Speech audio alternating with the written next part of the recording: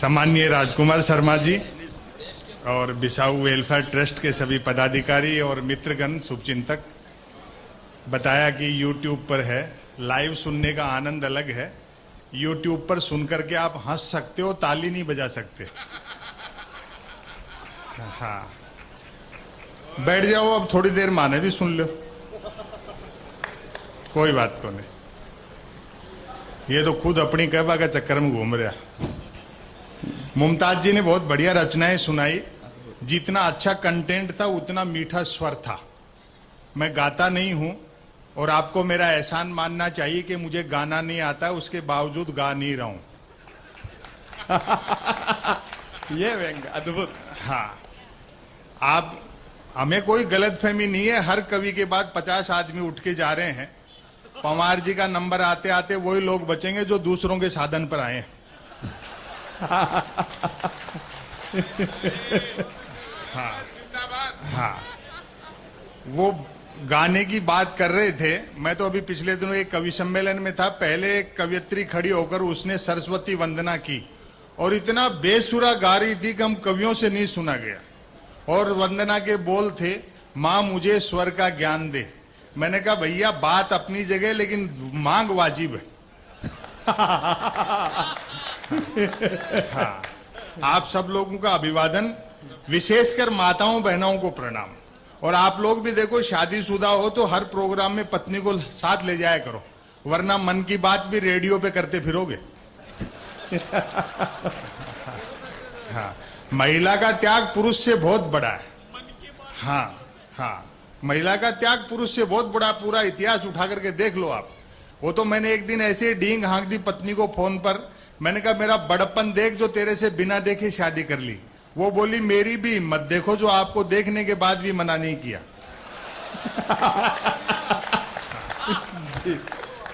ये मैं इसलिए कह रहा हूं कि चरखे के साथ फोटो खिंचवा लेने से कोई महात्मा गांधी नहीं हो जाता है, कस्तूरबा को भी साथ रखना पड़ता है। हाँ, समय की अपनी सीमाएं हैं। ये मखदूम साहब की और उदयवीर शर्मा जी की धरती है। वाह हाँ वाह। मैं जब गुड़ा में एग्जाम देने गया था, बोर्ड का 78 की बात है, तब वो वहाँ प्रिंसिपल हुआ करते थे। देश के नामचीन साहित्यकार हैं, शायद ये लोग बाग नहीं जान पाए, लेकिन उनकी जो ख्याति और प्रतिष्ठा है, उनका जो काम है वो मैं जानता हूँ। भागीरथ सिंह जी जानते हैं उस बात को। हाँ, अच्छा, तो उम्र का अपना प्रभाव है, वो तो होता ही रहे। देखो, मैं आज राजस्थानी में कौन सुनाऊं, भी के लिए हरीश हिंदुस्तानी जी है। आपा ने कविता की जरूरत नहीं। शेखावाटी को आदमी तो सीध सट बात करे जी, और कठे धोखो नहीं खाए। वो एक साइकिल कंपनी को एजेंट दे, क्योंकि शहरा में लोग कारा में चाले, मोटरसाइकिल पर चाले, तो साइकिल तो गांव में बिकेगी। गयो गांव में, देखो एक ताऊ पैदल पैदल आ रही हो, जेब में रुपया देखो, कि रुपया भी है, पैदल भी है, साइकिल के चेपांगा। नजदीक जाकर के बोलो ताऊ साइकिल खरीद ले। बोले जी मैं किसान आदमी, खेती बाड़ी वाला आदमी, मैं साइकिल को केकरा में तो पुष्कर जा रहा, पशु मेला से भैंस ले आवा, बच्चा का दूध दही को बंदोबस्त करा। अरे बोलो साइकिल खरीद ले, के करोगे भैंस को? बोलो ना ना। तो वो साइकिल कंपनी आलो ब्रह्मास्त्र फेंक्यो। बोले देख तेरा घर है गांव से डाणी से 2 कोस दूर, तू भैंस ले रहे हो, इतनी दूर भैंस पे बैठ के आओगे तो लोग हंसेगा। ताऊ बोलो बेटा साइकिल का दूध निकालोगे तो ज्यादा लोग हंसेगा। तो मारे तो अड़े कण कण में हास्य है जी। हाँ, तो मैं थाने कुछ हिंदी की बात बता दूं। मैं गद्य पढ़ता हूं, जैसा शरद जोशी जी, केपी सक्सेना जी पढ़ते थे। समय की अपनी सीमाएं हैं। अभी देश की जो राजनीति है, एक तो मैं निवेदन कर दूं, अभी तक कुछ उस तरह की बातें हुई नहीं जैसी एक कवि और लेखक को किसी स्थायी विपक्ष के तौर पर सरकार के लिए बोलनी चाहिए, कुछ सवाल खड़े करने चाहिए। यह पहला मौका है जब हमने, ऐसा लगता है 2014 में प्रतिनिधि नहीं आराध्य चुन लिए, जिनकी आलोचना नहीं हो सकती, जिनसे सवाल नहीं खड़े किए जा सकते। सवाल, हाँ, सवाल खड़े करो तो लोग जूता निकालते हैं। खुद प्रधानमंत्री इतने गुस्से में रहते हैं कि जिसको मारने दौड़ते हैं उससे आगे निकल जाते हैं। क्या बात। ये आजादी के बाद पहली बार हो रहा है। और प्रचार ऐसा किया जा रहा है जैसे आजादी के बाद सब कुछ पहली बार हुआ, कि हिमालय भी 2014 के बाद ही बना है। हजारों साल पहले अगस्त्य मुनि समुद्र पी गए थे, मोदी जी की सरकार आई तब से वापस पानी भरा हिंद महासागर में। ऐसा नहीं, हजारों साल पुरानी इस देश की सभ्यता और संस्कृति है। और एक शब्द नया आया, भक्त। उनके तो आंखों पर, ये आंखें तो होती है चेहरे पे, लेकिन भीतर की दृष्टि नहीं होती है, आलोचना बर्दाश्त नहीं है। अभी एक भक्त मिल गए, बोले भाई साहब मोदी जी ने बहुत जबरदस्त काम किया है। मैंने कहा क्या काम किया है? बोले ये तो पता नहीं है लेकिन बहुत जबरदस्त काम किया। और बोले मोदी जी जैसा प्रधानमंत्री आजादी के 70 साल में दूसरा नहीं आया। मैंने कहा जी ये बात आपको किसने कही? बोले खुद मोदी जी कह रहे थे। सुषमा स्वराज विदेश मंत्री होकर के विदेश मंत्री नहीं लगती। विदेश में कोई फंस करके ट्वीट कर सकता है तब पता लगता है कि यही विदेश मंत्री है। पिछले दिनों मिल गई, बोले जी हमें तो कोई देश का विदेश मंत्री मानने को तैयार नहीं, हमारे हिस्से के भी मोदी जी घूम रहे हैं। मैंने कहा एक तरकीब बताता हूं, देश नहीं दुनिया मान जाएगी, आप ही भारत के विदेश मंत्री हो, इतना सा कर लो, दिल्ली में आपका जो बंगला है जिसके ऊपर लिखा हुआ है सुषमा स्वराज विदेश मंत्री, नीचे ब्रैकेट में लिखवा लो मैं ही हूं। बढ़िया। इस देश में मूर्खताओं से बड़ी चहल पहल है। जो लोग मुख्यमंत्री रहते जीएसटी का विरोध करते थे, प्रधानमंत्री बनते उसको लागू कर रहे हैं। 51% एफडीआई का विरोध करने वालों ने 100% लागू कर दी। जिस आधार के खिलाफ सुप्रीम कोर्ट चले गए थे, आज हर योजना को उस आधार से जोड़ रहे हैं। मुझे मालूम नहीं ये चीजें गलत थी या सही थी, लेकिन इन लोगों के पास विजन के नाम पर सिर्फ टेलीविजन है। लोग पूछते हैं साहब नोटबंदी का क्या असर हुआ? मैंने कहा बाज बच गए और कबूतर मारे गए। धीरे धीरे जो चीजें हैं वो सामने आएंगी। समय जो है वो वक्त अपने हिसाब से लेता है सारे। अभी तो और अच्छे दिन आएंगे जब बुलेट ट्रेन चलेगी जो सवारियां लेने घर घर जाएगी। हाँ। क्या व्यंग भाई साहब, क्या बात है। अमेरिका ने भारत को सच्चा दोस्त कह दिया। उनसे हथियार खरीद तो रहो, तो पिताजी मान लेंगे। मुझे तो डर इस बात का लग रहा है जब सच्चा दोस्त कहा कि इससे पहले वो इराक को, अफगानिस्तान को और सीरिया को भी सच्चा दोस्त कह चुके हैं। ये बुद्ध, महावीर और गांधी का देश के लोग हैं। अगर हम भी हथियारों की होड़ में शामिल हो गए तो फिर सत्य और अहिंसा की राह इस दुनिया को कौन दिखाएगा? लेकिन कुछ चीजें हैं दुनिया में जो अच्छी भी हुई हैं इनके कार्यकाल में। अच्छा, एक तो स्वच्छ भारत अभियान वाला काम अच्छा है। दूसरा, एक योग के लिए इन्होंने बड़ा काम किया, और योग जरूर करना चाहिए, क्योंकि योग करते रहने से आदमी का शरीर इतना लचीला हो जाता है कि संकट के समय किसी भी महिला के कपड़े पहनो फिट आते हैं।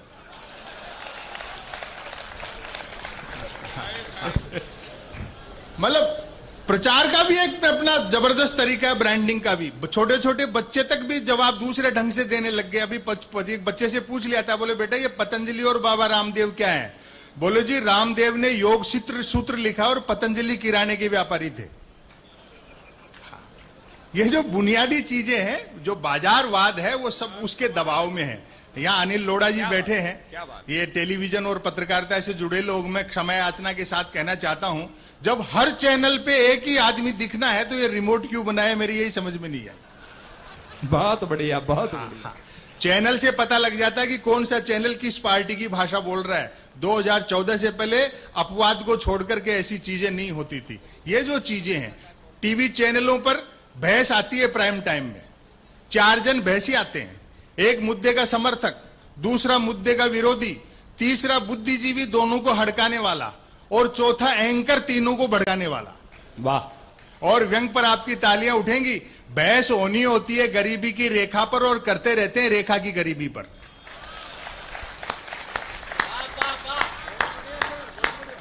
अनिल लोढ़ा जी साप्ताहिक अखबार निकालते हैं। रमाकांत जी आप बैठे हैं, मुझे मालूम नहीं यहां आप लोग क्या पढ़ते होंगे अखबारों में। अखबार, हमारे यहां तो अखबारों में 3 चीजें आती हैं, बिजली कटौती, उठावना और राशिफल। और रोज नए निकलते। एक दिन तो अखबार से 2 लोग आ गए, बोले संपत सरल जी नया अखबार लॉन्च कर रहे हैं, आप भी ग्राहक बन जाओ। क्योंकि अखबारों का कोई पाठक तो बनता नहीं, ग्राहक ही बनते। 1 रुपए में 16 पेज। और जो मैंने जवाब दिया उसका आनंद ले, 1 रुपए में 16 पेज। मैंने कहा भैया रुपए तो चाहे एक की जगह 2 ले जाए, लेकिन 16 पेज खाली दे जाया कर। फिर मैंने रिसर्च की कि इतने अखबार बिकते कैसे हैं। तो अचानक एक दिन एक अखबार के दफ्तर से फोन आया, बोले संपत सरल जी आज आपका नाम हमारे अखबार में छपा। मैं बड़ा खुश हुआ जी, आपका अखबार कहां मिलता है? बोले हमारा अखबार कोई होकर नहीं बांटता, जिस किसी का नाम छप जाता है दिन भर वही खरीद खरीद कर बांटता है। क्या व्यंग्य भाई साहब, कमाल कमाल। मैं इस मीडिया की बेरुखी पर ताज भोपाली का एक शेर कहना चाहता हूं। उन्होंने कभी कहा था कि तुम्हारी बज्म के बाहर भी एक दुनिया है, मेरे हुजूर बड़ा जुर्म है बेखबरी। वाह। मीडिया का काम है जनमत तैयार करना, लोकमत तैयार करना, लेकिन जैसी बेरुखी ये दिखाते हैं, खैर समय उनका हिसाब लेगा। एक रचना मैं आपको सुना देता हूं। अभिनंदन। अभी सोशल मीडिया का बड़ा हल्ला है साहब। कहने को तो बहुत सी बातें हैं, जो मूल मुद्दे हैं उनकी तरफ ध्यान ही नहीं है। आडवाणी जी के 30 साल बाद समझ में आया राम घट में रहते हैं, मठ में नहीं रहते हैं। नरेंद्र मोदी जी ने चरण स्पर्श के बहाने जमीन खींच ली। राजनीति में यही होता है। हाँ, तो ये मुद्दे अपनी जगह हैं। हिंदुस्तान एक ऐसा देश है जहां की गाय की नस्ल सारे संसार में अलग है। पूरी दुनिया में गाय दूध देती है। यही एक ऐसा देश है जिसमें वोट देती है। ये भारत माता की जय और वंदे मातरम ही देशभक्ति नहीं है। हरिशंकर प्रसाद जी ने लिखा है, देशभक्ति सीखनी है तो देवी देवताओं से सीखो। 33 करोड़ हैं, 47 में देश का विभाजन हुआ, एक भी उस तरफ नहीं गया। लेकिन हिंदुस्तानी, मैं कई बार सोचता हूं, जिस देश में साहब शिक्षण संस्थाओं से ज्यादा धर्म स्थल हो, वहां क्या अच्छे दिन आएंगे। जिन हाथों को मुट्ठियां बन करके सरकार से सवाल पूछना चाहिए, वो मूर्तियों के सामने जुड़े खड़े हैं। हाँ, एक ये सोशल मीडिया आ गया, पता नहीं कैसी क्रांति है। यदि उम्रे दराज मांग कर लाए थे 4 दिन, 2 टेलीविजन ने ले लिए, 2 इंटरनेट ने। वाह। यदि किसी ने 140 अक्षरों तक की नेकी कर डाली हो, तो उसको फेंकने के लिए ट्विटर से बेहतर दरिया नहीं है। जो कुछ नहीं कर सकता वो भी ट्वीट कर सकता है, और एक बार जो ट्वीट करने लगता है फिर वो कुछ नहीं कर सकता। वाह वाह वाह वाह वाह वाह। हजारों किलोमीटर दूर बैठे आदमी से तो चैटिंग से जुड़ना चाहते हैं, और बस ट्रेन फ्लाइट में सफर करते हैं तो कोशिश रहती है बराबर वाली सीट खाली रहे। वाह। बड़ा सोशल मीडिया है। मैं तो सोशल मीडिया का लोहा उस दिन मान गया जब एक सज्जन ने यूट्यूब पर मेरी एक ही क्लिप को साल में 100 बार सुना और नीचे गाली लिखी, लानत है संपत सरल को, नालायक ने साल भर से रचना तो छोड़ो कपड़े तक नहीं बदले। जितने पाखंड मैनुअल थे सब सोशल मीडिया पे आ गए। वो समय याद करो जब देवी देवताओं के 16 पोस्ट कार्ड लिखते थे, आज फोटो डाल करके 16 शेर मांगते हैं। एक आ गई ये सेल्फी।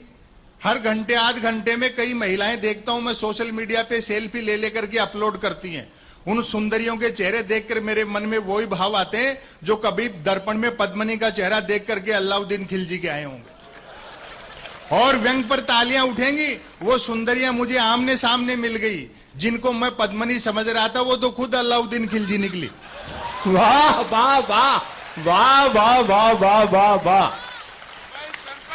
और कुछ नहीं करना, आपको कुछ नहीं करना। एक मेल अकाउंट खोलना है जो बैंक अकाउंट खोलने से भी आसान है। बैंक अकाउंट खोलने के लिए कुछ तो आधार चाहिए, मेल अकाउंट तो निराधार व्यक्ति भी खोल सकता है। बाकी 3 जरूरी चीजें हैं, एक अदद स्मार्टफोन, नॉन स्टॉप इंटरनेट और निठल्लापन। बहुत बढ़िया। लेकिन सोशल मीडिया के फायदे भी हैं। सोशल मीडिया का एक फायदा तो यह है कि आदमी घर बैठा आवारागर्दी कर सकता है। क्या बात। और अगली पंक्तियों पर आपके हाथ उठेंगे अगर मैंने कोई कारुणिक बात कही हो। सोशल मीडिया का सबसे बड़ा लाभ यह है, बेरोजगारी पूरी तरह खत्म हो गई, क्योंकि हर हाथ को काम मिल चुका है। वाह वाह वाह वाह वाह। प्रधानमंत्री के 3 करोड़ ट्विटर पर फॉलोअर हैं और लोग कह रहे हैं देश में बेरोजगारी नहीं है। बताओ, आप अंदाजा लगाओ इस बात का। छुपे तरीके से सारे काम किए जा रहे हैं। कह रहे हैं करप्शन खत्म हो गया। राजकुमार जी यहां बैठे हैं, करप्शन में जरूर बदलाव आया है, रेट डबल होगी, गारंटी आदि है। वाह। हाँ, जो मेरा बैंक का खाता है वो अलग ढंग से खाता है। मैं तो जब आज चूरू के रास्ते में घुस रहा था, मैंने कहा भैया ये स्कूल में जाना है, बिसाऊ में, जटिया स्कूल में, रास्ते में कोई बैंक तो नहीं पड़ेगा। इतना पूछना था कि मेरे खाते से 5 रुपए कटने का SMS आ गया, इंक्वायरी चार्ज। वो बोला बाबूजी मालूम तो है लेकिन बताऊंगा नहीं, क्योंकि सुबह से 3 लोगों को बता करके 15 रुपए कटवा चुका। इतने हिडन चार्जेज है, मैं तो सो नहीं पाता हूं। पता नहीं सपने में बैंक दिख जाए और 5 रुपए ड्रीम चार्ज काट लें। इस देश में भ्रष्टाचार की जड़ें बड़ी गहरी हैं। मुझे ध्यान है, एक जूनियर कर्मचारी ने झूठा फैमिली अलाउंस उठाने के रिकॉर्ड में 3 बच्चे लिखवा दिए, तो उसके सीनियर ने उसको डांटा, बोलो नालायक, देश को आजाद हुए 70 साल हो गए, मौके का फायदा उठा क्या 3 बच्चे लिखवा दिए, कम से कम 5 तो लिखवाता, 7 तो मैंने लिखवा रखे। तो जूनियर बोला अपने सीनियर से, साहब आपका क्या मुकाबला करेंगे, आप शादीशुदा भी तो हो। वाह। तो ये परनिंदार आत्ममुग्धता का दौर है। मैं एक रचना आपको सुनाता हूं। हम टेक्नोलॉजी के दौर में जी रहे हैं। हो सकता है कई लोगों ने यूट्यूब पे सुनी हो। बैठिए साहब, हम टेक्नोलॉजी के दौर में जी रहे हैं। टेक्नोलॉजी ने भौगोलिक दूरियां कम कर दी, लेकिन आदमी से आदमी को दूर कर दिया। पहले सुविधाएं कम थी, लेकिन सुख बहुत था, संघर्ष था तो रोमांच भी था। आज आप महंगी गाड़ी में चलते हो तो वो आनंद नहीं मिलता जो कभी 100 रुपए की साइकिल पे चलते थे। वहीं से मैंने एक रचना निकाली। बड़ी उम्र के लोग यहां बैठे हैं, वे भी क्या दिन थे। हालांकि टेक्नोलॉजी के अपने फायदे भी हैं। आज ही कह रहे थे ये दिनेश रघुवंशी, बोले देख यार संपत कितना खराब जमाना आ गया। एक टाइम ऐसा था, फरीदाबाद में 5 रुपए लेके बाजार में निकलता था और घंटे भर में बोरा भर के सामान ले आता था। मैंने कहा भाई जी अब ये संभव नहीं है, क्योंकि हर दुकान में सीसीटीवी कैमरे लग गए। चीजें तो बदली हैं, लेकिन हमने कीमत ज्यादा दे दी। एक्सप्रेस हाईवे से 10 किलोमीटर नीचे उतरो, हिंदुस्तान आज भी वही है। वाह। 15 रुपए में पानी की बोतल मिलती है तो तरक्की नहीं है। प्रजातंत्र के गाल पर तमाचा है कि सरकारें 68-70 साल में देश की जनता को शुद्ध पानी नहीं पिला पाई। हम सुखी नहीं रह सकते। डिजिटल इंडिया, जब एडिसन ने बल्ब का आविष्कार किया था, तब बल्ब के कारोबारियों ने भी यह दावा किया होगा कि यह अंधेरे के ताबूत में आखिरी कील है। आज हम देख रहे हैं लोग अंधेरे का फायदा उठाकर चोरी करते हैं और चुराए गए माल का बंटवारा बल्ब जलाकर किया जा रहा है। तब मैं कहना चाहता हूं, तब पुराने समय के जो विरोधाभास थे, तब मोबाइल तो क्या लैंडलाइन फोन तक नहीं होता था, अतः झूठ सिर्फ आमने सामने मिलने पर ही बोला जाता था। खानपान शुद्ध था और याददाश्त अच्छी थी। हर व्यक्ति को 7-7 पीढ़ियां याद रहती थी, अपनी भी और गाली गलौज होने पर दूसरों की भी। वाह वाह वाह। हमारी प्राथमिक शिक्षा तो ऐसी थी जिसमें शिक्षा प्राथमिक नहीं थी। हमारा 50 बच्चों, 3 अध्यापकों, 2 पेड़ों और एक कमरे का स्कूल हुआ करता था। आज तो इतने के बल पर लोग यूनिवर्सिटी चला रहे हैं। बढ़िया। पढ़ाई लिखाई को लेकर कतई तनाव नहीं रहता था, क्योंकि हम विद्यार्थियों और अध्यापकों के बीच एक समझौता था कि सप्ताह में 3 दिन वे स्कूल नहीं आएंगे और 3 दिन हम। बोलचाल में राजस्थानी का इस्तेमाल होता था। हिंदी सिर्फ शहरों तक सीमित थी। और अगली पंक्ति तो आप जरूर पकड़ लेंगे देर रात के, हिंदी सिर्फ शहरों तक सीमित थी और अंग्रेजी तो पीने के बाद ही बोली जाती थी। वाह। कई प्रकार के खेल कूद थे। अब तो बच्चे गेम के नाम पर वीडियो गेम खेलते हैं। बच्चे भी क्या करें, खो खो, कुश्ती और कबड्डी तो संसद विधानसभाओं में चले गए। बाकी खेलों को क्रिकेट ने बाउंड्री लाइन से बाहर कर रखा है। वाह। जो चैनल खोलो क्रिकेट। एक दिन तो टाइम पास के लिए देख रहा था तो कमेंटेटर ने बड़ी ऊंची फेंकी, जब से धवन और कोहली ने मूछें रखी हैं तब से धुआंधार परफॉर्म कर रहे हैं। मेरे उस दिन समझ में आई कि दुनिया में महिला क्रिकेट क्यों पिछड़ा हुआ है। हालांकि क्रिकेट तब भी खेला जाता था। बैट का मालिक बैटिंग करता था और बॉल का मालिक बॉलिंग। फील्डर भी यही 2 होते थे। बैट टच न होने पर फेंकी हुई गेंद फेंकने वाले को लानी पड़ती थी। एक ओवर कुल कितनी गेंदों का होगा यह गेंद का मालिक तय करता था। बल्लेबाज पहले गेंद पीटता था, फिर मूड के अनुसार भागकर या चलकर रन बनाता था, तत्पश्चात गेंद लाता था। अब आपकी तालियां उठेंगी। ऐसा भी होता रहता था कि बल्लेबाज की दिन भर गेंद लाने की इच्छा नहीं रहती थी और वह दिन भर रन ही बनाता रहता था। हम आवारा पूंजीवाद के दौर में जी रहे हैं। आवारा पूंजीवाद जिसने मनुष्य के भीतर असुरक्षा बोध भर दिया। करोड़ों रुपया जमा है, उसके बावजूद तनाव रहता है कल क्या होगा। पहले 2 जोड़ी कपड़े थे, एक पहन के निकल लिए, दूसरा धो के सुखा दिया। आज अलमारी भरी है और आदमी तय नहीं कर पाता आधे घंटे तक कि किस पैंट के साथ कौन सा शर्ट मैच करेगा। लोग भूखे उठते तो थे किंतु भूखे सोते नहीं थे। महंगाई बिल्कुल नहीं थी, ईमान के अलावा सब कुछ सस्ता था। और सस्ताई का अंदाजा आप इसी से लगा लें कि फिल्मों में हीरोइनों को पैसा कम मिलता था तो भी कपड़े पूरे पहनती थी।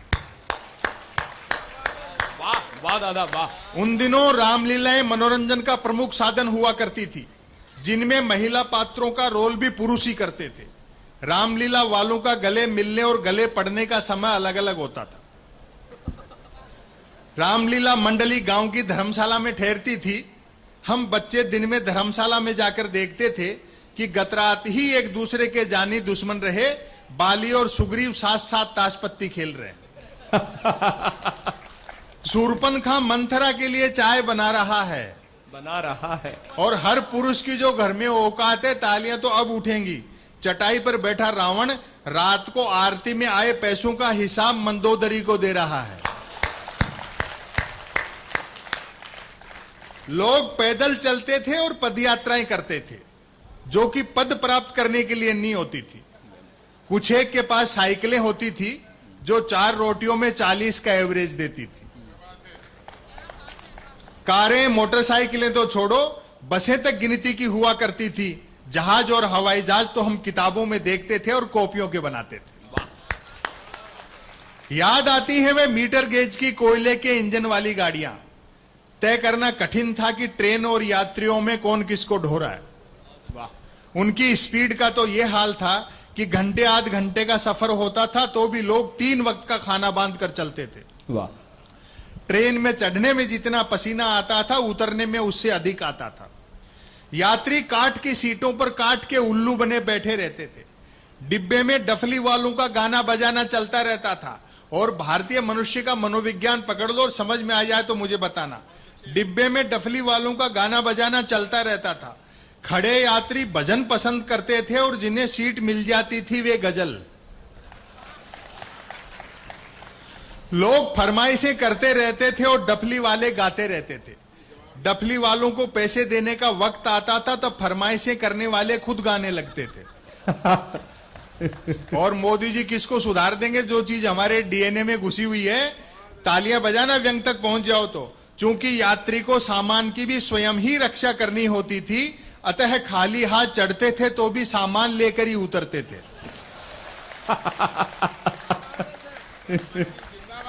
चिट्ठी पत्री का दौर था।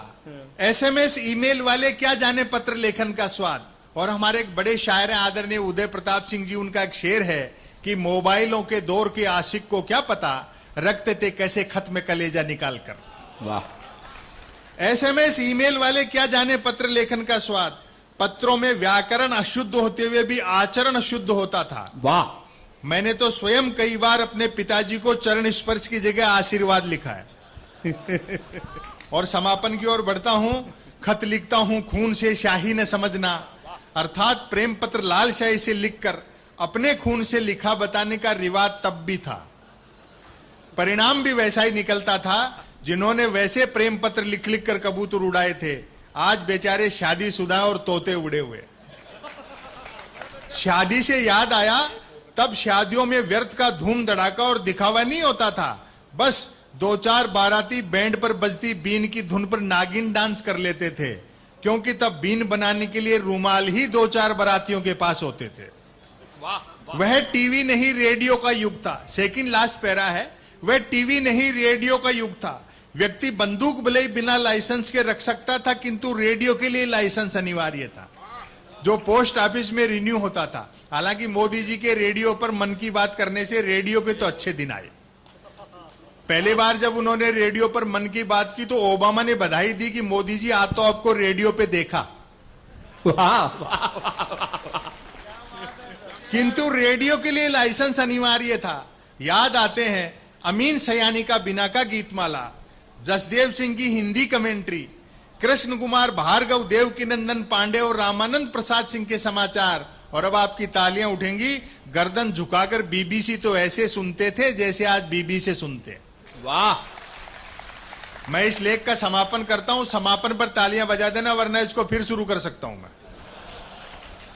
और ये सारी तालियां विसाऊ वेलफेयर ट्रस्ट के नाम होगी, जिसने आप लोगों के चेहरों पर मुस्कान लौटाने के लिए इतना जतन किया है। भरपूर तालियों से विदा करना। सच है, सच है, गन्ने का रस सूख जाए तो वह लाठी रह जाता है। तब हमारा जीवन कछुए की तरह था, आज हम खरगोश की तरह दौड़ रहे हैं, अर्थात भाग सब रहे हैं और पहुंच कोई नहीं रहा।